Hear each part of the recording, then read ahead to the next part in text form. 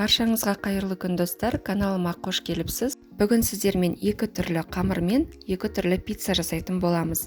Менімен бірге болыңыздар. Ең алдымен соусымызды жасаймыз. Ол үшін бізге екі қызанақ қажет болады. Қызанақтарымызды жуып, тазалап, 4 бөлікке тіліп аламыз.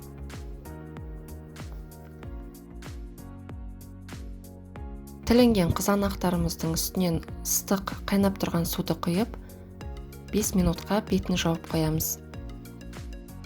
5 минут уақыт өткеннен кейін тарелкамызды алып, қызанақтарымызды судан шығарып аламыз. Осы әдіспен қызанақтарымыздың сырты жылдам тазаланатын болады. Екі қызанағымыздың сыртын тазалап аламыз. Қызанақтарымызды ірі бөліктерге бөліп, блендердің көмегімен ұсатып аламыз. Ендігі кезекте табамызға зәйтүн майын құйып, қыздырып аламыз. Енді қызған майымыздың үстінен ұсақтап туралған сарымсағымызды салып қуырып аламыз. Оның үстінен орегономызды және де блендердан өткен қызанақ еспесін саламыз. Дәміне қарай тұз, паприка және құрғақ базилик қолдансаңыздар болады, дәмін кіргізу үшін. Барлығын ақырын отта араластыра отырып, 3-4 минут қуырып аламыз. Міне біздің соусымыз дайын. Енді дайын болған соусымызды жеке ыдысқа құйып аламыз және суытамыз. Бұл соустың рецепті бізде 2 пиццаға жетеді. Бірінші қамырдың рецептісімен бөлісемін. Бізге ұнымыз бен тұзымызды араластырып аламыз. Бөлек ыдысқа жұмыртқамызды шаңшығының көмегімен араластырып, оған бөлме температурасындағы сүтімізді 1 ас қасық зәйтүн майын қосып, барлығын жақсылап араластырамыз. Араласқан сұйық массамызды ұнымызға қосып, қамыр илейтін боламыз. Бұл қамырдың рецептісі 2 пиццаға арналған. 2 қамырды да бірден 2 пиццаға арналған рецептісімен беретін боламын. Қамырымызды біріктіріп алғаннан кейін 5 минуттай жақсылап илеуіміз қажет. Иленген қамырымызды 5-10 минутқа тындырып қоямыз. Оған дейін салмасын жасайтын боламыз. Бірінші қамырмен маргарита жасайтын боламын. Ол үшін қызанақтарымызды дөңгелек етіп турап дайындап аламыз. Мен пиццаға моцарелла және комо ірімшіктерін 50-50 етіп араластырып қосатын боламын. Тек қана моцарелламен жасасаңыздар да болады. Ірімшігімізді үкіштен өткізіп аламыз. Енді дайын болған қамырымызды менде 2 пиццаға арналған рецепт болғандықтан теңдей 2-ге бөліп аламыз.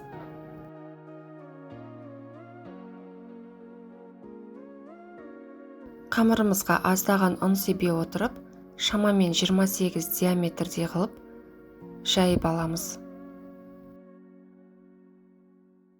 Жайып алған пицца қамырын пергаментіміздің үстіне қойып, соусымызды құйып, жағып шығамыз. Ендігі кезекте соусымыздың үстінен ірімшігімізді сеуіп шығамыз. Ірімшігіміздің үстіне туралған қызанақтарымызды қоямыз.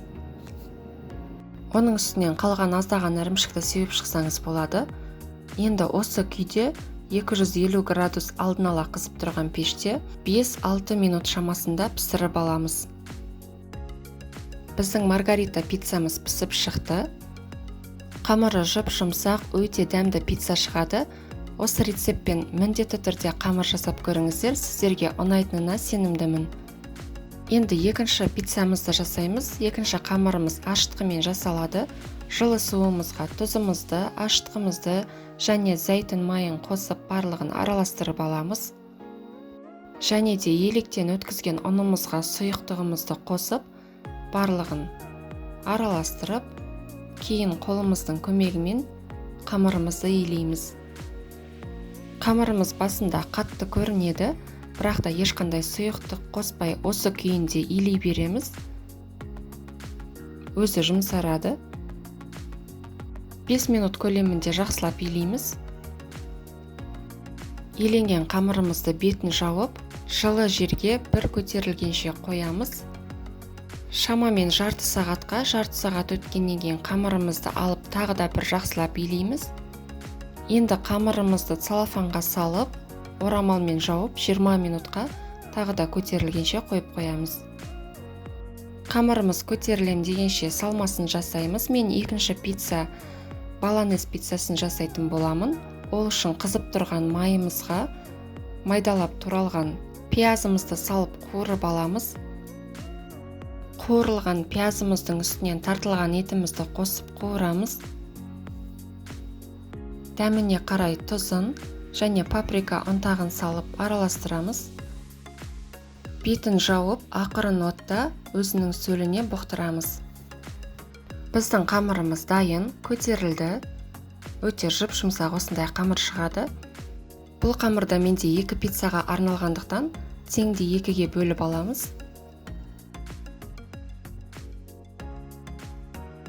Бұл қамырымыз бірінші қамыр сияқты ұн қосылмайды. Ешқандай ұн қоспастан оқтаудың көмегімен шамамен 30 см етіп жайып аламыз. Жайылған қамырымызды пергамент қағазының үстіне қойып, соусымызды салып жағып шығамыз. Соусымыздың үстінен аздаған ірімшігімізді салып, оның үстінен дайын болған тартылған етімізді жайып шығамыз. Етіміздің үстінен қалған ірімшігімізді жаямыз. Енді пиццамызды алдын ала 250 градус қызып тұрған пеште 5-6 минут пісіріп аламыз. Біздің баланес пиццамыз дайын болды. Бұл пицца өте дәмді әрі тойымды болып шығады. Сіздерге 2 рецепті ұнады деген сенімдемін. Міндетті түрде жасап көріңіздер. Сіздермен болған мен Саяна. Астарыңыз дәмді болсын.